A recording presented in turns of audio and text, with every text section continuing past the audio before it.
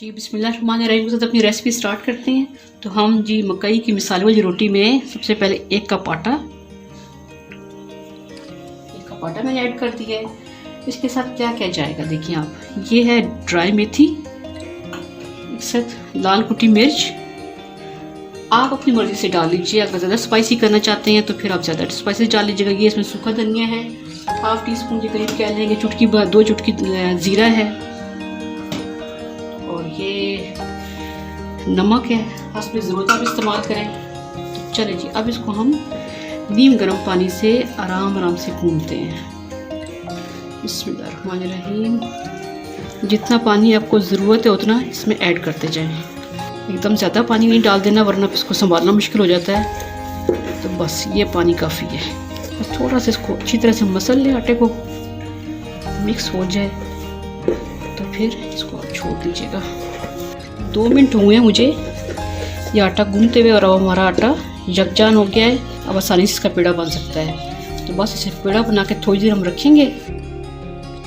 जी हमारे पेड़े को तकरीबन 5 मिनट गुजर चुके हैं। अगर आप इसमें ज़्यादा स्पाइसेस करना चाहते हैं तो बेशक ऐड कर लीजिए।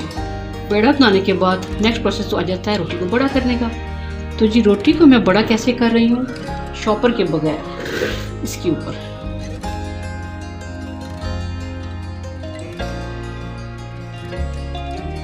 रोटी माशाल्लाह बड़ी हो रही है। साथ ही मैंने फ्लेम ऑन करके तवा रख दिया गर्म होने के लिए। जी रोटी हमारी तैयार तवे पे जाने के लिए गर्म हो चुका है। अब इसमें थोड़ा सा घी या ऑयल जो आपने यूज़ करना है वो डालने, मैं घी डाल दूँगी। और अब रोटी को हम आराम से तवे के ऊपर शिफ्ट कर देंगे ऐसे। बिस्मिल्लाहिर्रहमानिर्रहीम।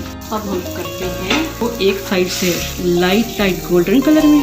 मैं डिज़ाइन बनाती हूँ, किसी भी आप चीज़ से डिज़ाइन बना लें, नान स्टाइल में, जो आपका दिल करता है उस तरह से बना लें। जी अपनी रोटी को ऐसा थोड़ी देर बाद हिला दें ताकि इक्वल गोल्डन हो। जी मुझे महसूस हो रहा है कि रोटी की दूसरी साइड पक चुकी है, इसलिए कि मेथी की बहुत प्यारी स्मेल आ रही है, खुशबू आ रही है। अब मैं इसकी साइड चेंज कर लूँगी ऐसे। अब मैं इसके साथ ही थोड़ा सा और घी ऐड कर देती हूँ कि हमारी ये साइड भी बहुत अच्छी तरह से गोल्डन हो जाए। जी देखें दूसरी साइड भी पक चुकी है और कितनी खूबसूरत लग रही है माशाल्लाह। तो चलें अब हम फ्लेम ऑफ करते हैं। तो मेरी मिसालेदार मकई की क्रिस्पी रोटी तैयार हो चुकी है।